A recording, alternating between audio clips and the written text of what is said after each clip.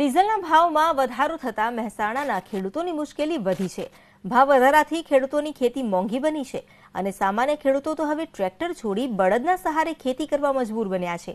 રવિ પાકની વાવણીની મોસમ ચાલી રહી છે અને આવા સમયે ડીઝલના ભાવમાં સતત થઈ રહેલા વધારાથી ધરતીપુત્રોને મરણતોલ ફટકો પડ્યો છે।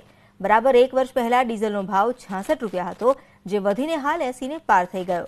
સામાન્ય રીતે ધરતીપુત્રો ડીઝલનો ઉપયોગ ટ્રેક્ટર અને પાણી ખેંચવાના મશીનમાં કરે છે। મોંઘી બનતી ખેતી વચ્ચે હવે ડીઝલના ભાવ પણ આસમાને પહોંચતા જગતના તાતના માથે વધુ એક બોજો આવ્યો। ઉત્તર ગુજરાતના ખેડૂતોએ હાલ દિવેલા, ઘઉં, રાયડો, રચકો અને ઘાસચારા સહિતના વિવિધ પાકનું વાવેતર કર્યું છે। આ સ્થિતિમાં 70% ખેડૂતો સિંચાઈ માટે નર્મદા કેનાલમાંથી ડીઝલ પંપ મૂકી પાણી મેળવે છે, પણ આટલા ઊંચા ભાવનું ડીઝલ ભરાવતા પહેલા સામાન્ય ખેડૂતે 100 વાર વિચારવું પડે। ડીઝલના વધેલા ભાવથી ખેતી મોંઘી બનતા સરકાર પાસે ડીઝલમાં સબસિડી કે રાહત આપવાની તેઓ માંગ કરી રહ્યા છે। हाल खेती ની બહુ ખરાબ પરિસ્થિતિ છે। ડીઝલના ભાવ 80 રૂપિયા, બે વર્ષ પહેલા ડીઝલના ભાવ 60 રૂપિયા હતા તો ખેડૂતને પોહાતો। અત્યારે ખેડૂતના માલના ભાવ મળતા નથી પૂરતા, તો એક બાજુ ડીઝલના ભાવ વધે જ જાય છે।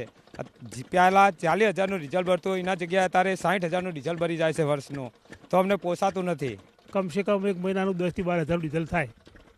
હવે 12,000 પ્રમાણે આપણે સીધન કરીએ એટલે 50,000નું ડીઝલ વપરાય અને ખેતરી આવક આવો 1 લાખની 50 જાય ડીઝલમાં, 25,000 ખેરામણ જાય એટલે શું વધે? ખાતર જાય, બીજવાળો જાય, મહેનત જાય, મજૂરી જાય।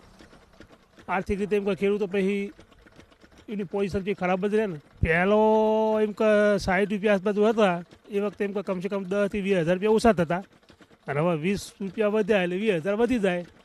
એ તો દેખાતું ખબર પડે ને।